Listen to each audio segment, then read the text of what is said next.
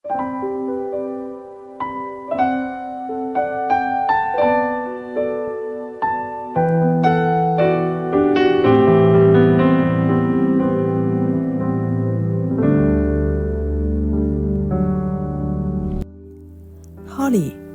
一個愛主愛人、屬神嘅女兒。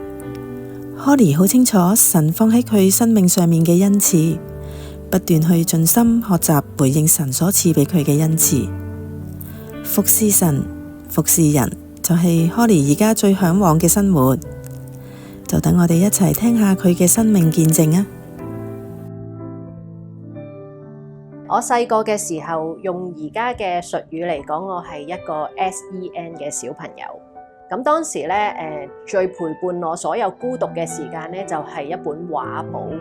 我喺畫畫嘅過程入邊，我可以感受到自己最有生存嗰個力量。咁所以咧，喺我小學啦、中學啦，去到大專，其實我都係離唔開一個美術嘅學習。放下自己來到你左前，聖靈降下平靜我的心，在你愛裏。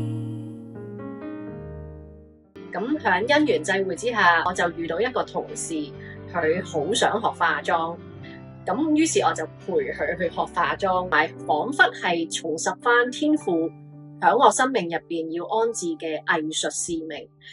當中咧，我涉及咗好多唔同種類嘅化妝工作，但係咧最中意嘅都係新娘化妝。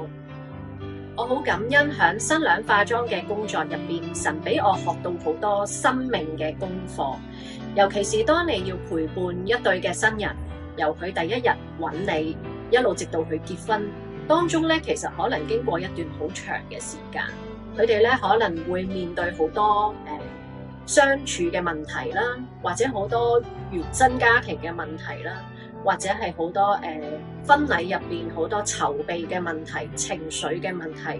呢一段嘅路咧，我發覺自己好中意陪伴住我嘅 clients 去行。咁喺當中，我會見到神咧係真係會藉住每一個我協助嘅機會咧，去讓我成為一個流通嘅管子啊，去將神嘅愛啦、關懷啦、包容啦，係無形之中咧去傳送咗出去俾我嘅clients。咁最大嘅轉捩點咧，其實就係去到疫情嘅時候，神就俾我心入邊有一個意念，就係不斷問自己，點解你可以做咗咁多年嘅新娘化妝師呢？我反覆又反覆咁樣去祈禱啦，去尋問啦。我同神講，我仲有冇其他工具可以使用啊？咁神咧就同我講，我賜俾你咧係有呢個藝術嘅恩賜，係一種力量嚟嘅。住呢一種恩賜去幫我去成就我嘅道路。當我可以投入我自己中意嘅工作，用呢一個力量去幫助人，去祝福人，去安慰人，成為同行者嘅時候呢，你就真真正正係用緊我賜俾你嘅恩賜，去為我嘅國、為我嘅事工去做嘢啦。